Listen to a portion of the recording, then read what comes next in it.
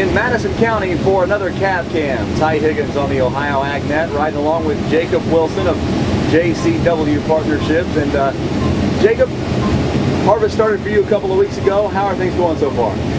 We started on September 9th, which, as far as I can remember, as I've been a kid, that's the earliest we've ever started. We've cut about between 1,000 and 1,100 acres of beans, and so far we've shelled about 130 acres of corn. How about the details for this particular field? This field here so far, right now it's running about 180 dry.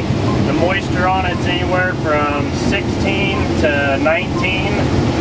Half of it was 104 day, which is a little bit drier. The other half is 108 day. It's about a point wetter.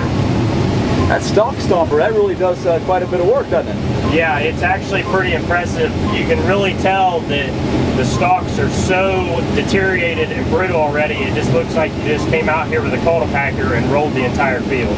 Had a chance to visit with you earlier this week. Of course, your dad is John Wilson, and he's been a part of a couple of these cab cams through the years.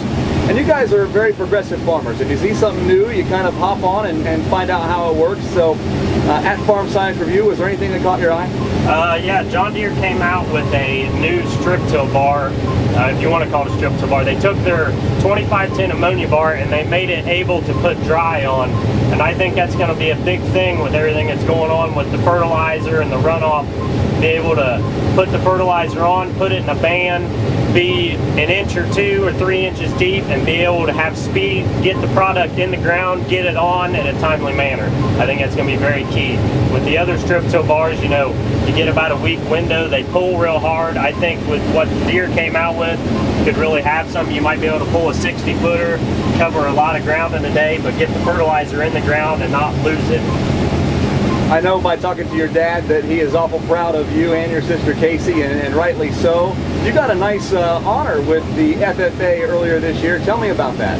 Yeah, October 28th, I'll head to Louisville for the National FFA Convention. I'm a top 4 finalist in the American Star Ag Placement category. I'll go down on the 28th, and the 29th I'll have my interview, and then that night I'll be on RFD TV at 7 or 7:30, I forget the time, but they'll announce the winner of that category. And while I'm down there, I'll also get my American degree while we're there. For those who don't know, what goes into that award? A lot of time, a lot of hours, being able to fill out an application, know what you have, know your stuff, be able to put it, you know, tell what you're doing. Takes a lot of work and a lot of time. Jakob Wilson with JCW Farms. John Wilson, you might know, is his dad, and a great farming family here in Madison County, and they're also in a couple other counties around this area as well. For the Ohio AgNet, I'm Ty Higgins. We'll see you down the road.